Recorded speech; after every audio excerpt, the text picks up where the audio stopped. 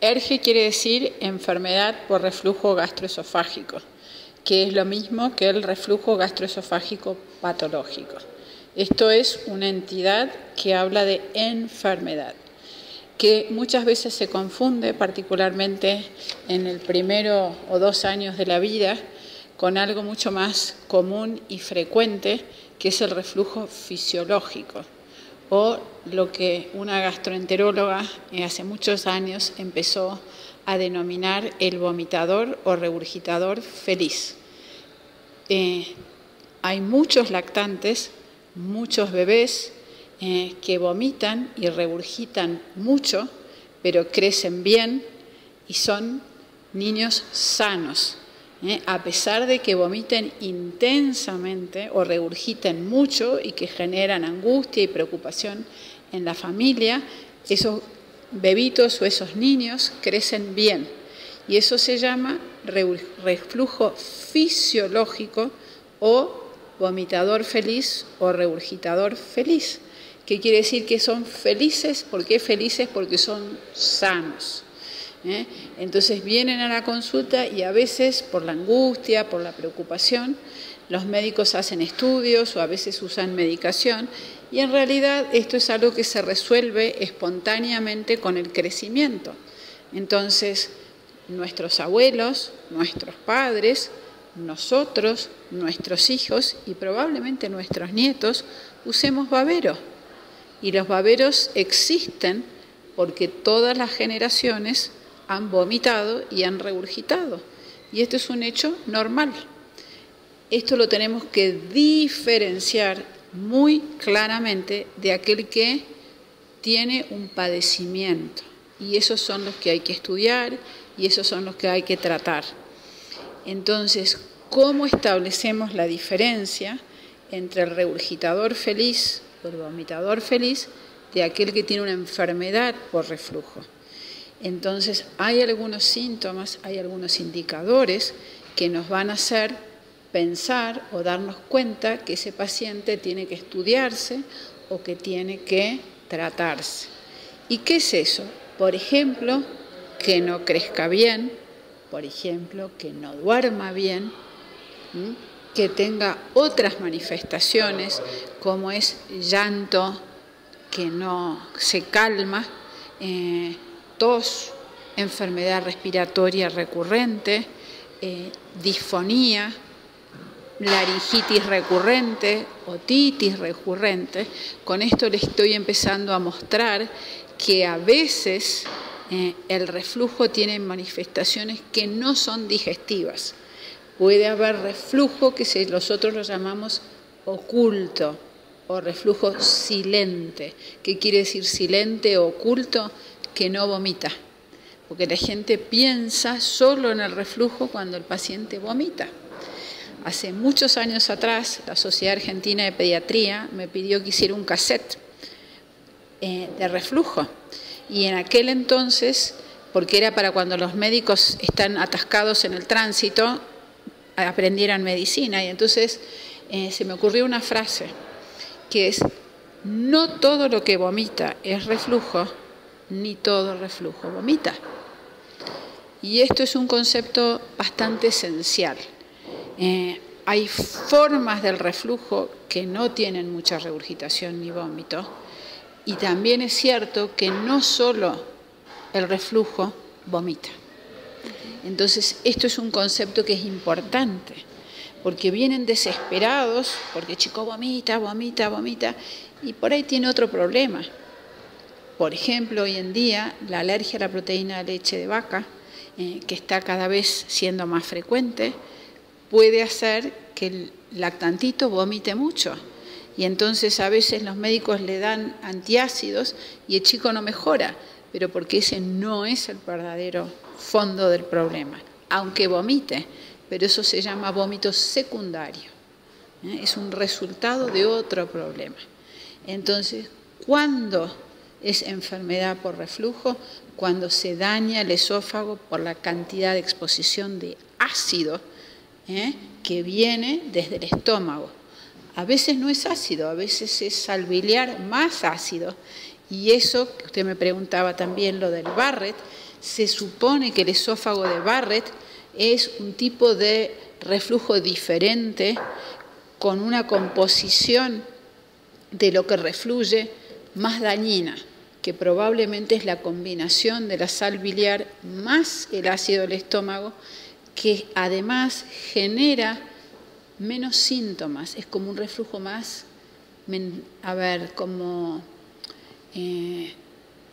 menos expresivo en lo que hace al paciente, y entonces cuando se da cuenta ya el esófago está muy dañado. Entonces esto es lo que hace que el reflujo, a pesar de ser tan frecuente, muchas veces no es adecuadamente reconocido. Hay muchos mecanismos que están en juego para que se produzca reflujo patológico. Básicamente puede ser porque el esófago sea corto, porque el ángulo de Gise esté muy abierto, porque haya problemas de vaciamiento gástrico, porque básicamente el concepto más específico es el aumento de las relajaciones transitorias, que tiene que ver con el vaciamiento y la dinámica del esófago. Todos tenemos relajaciones transitorias. Los que están enfermos tienen un número de relajaciones transitorias aumentado. Y eso es lo que hace que unos tengamos de vez en cuando un episodio de reflujo y otros estén enfermos, porque el número de estos episodios y la duración de los mismos es mayor. Es decir, un adulto, para que usted se dé una idea, tiene 2 episodios de reflujo normalmente. Un lactante tiene 50 episodios de reflujo normal. Y eso está estudiado. Entonces, ¿cuándo un lactante podemos decir que tiene un reflujo patológico? Cuando tiene más de 50 episodios en un 24 horas. Depende si uno lo diagnostica o no lo diagnostica. Si está diagnosticado y está tratado, es una enfermedad muy bien tolerada, hay buenos tratamientos y no es una enfermedad que yo les diría que genere una discapacidad o una dificultad en la calidad de vida. Sí, si no es reconocido y sí, si no es tratado. Pero hoy en día en el mundo entero hay conciencia de este problema, se conoce este problema y hay alternativas, tanto para hacer diagnóstico como para tratamiento, buenas. Entonces, yo le diría que la calidad de vida de los pacientes con enfermedad por reflujo tiene que ser buena. Lo que podemos es tratar. Es decir, sí hay algunos elementos de vida cotidiana que pueden empeorar el reflujo, es decir, la obesidad, justamente porque cambia ciertas características anatómicas de la inserción de los músculos, hace que uno tenga más reflujo. Tal es así que la cirugía que hacen para los obesos, esos que son muy obesos, la cirugía que se hace para los obesos es prácticamente lo mismo que se usa para el reflujo. Es una bandita, un refuerzo al esófago. Entonces, para que uno se dé una idea. Entonces, eso es lo que está hablando, que el obeso es alguien que tiene más reflujo que la persona que no lo es. El niño hasta los 2 años, por condiciones anatómicas, tiene más regurgitación y más vómito, pero es un reflujo benigno y los pediatras sabemos que la gran mayoría de los reflujos del primer año de vida se van a resolver alrededor de los 2 años como máximo. Nosotros hace algunos años atrás hicimos un estudio con 210 lactantitos que habíamos diagnosticado como enfermedad por reflujo y los seguimos hasta los 2 años. A los 2 años de esos 210 chicos, solo el 10%, o sea 21 chicos, seguían con enfermedad por reflujo. ¿Qué quiere decir? El crecimiento juega a favor de resolver los mecanismos que hacen que un lactantito tenga reflujo. En adultos es diferente, se calcula que más o menos entre el 20 y el 25% de pacientes adultos refiere síntomas compatibles con reflujo.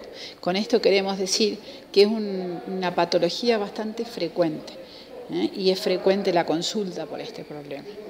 Hoy en día, digamos, el tratamiento que contamos para evitar que el ácido del estómago dañe la mucosa esofágica y genere esto que se llama esofagitis, son una cosa que se llama los inhibidores de bomba de protones.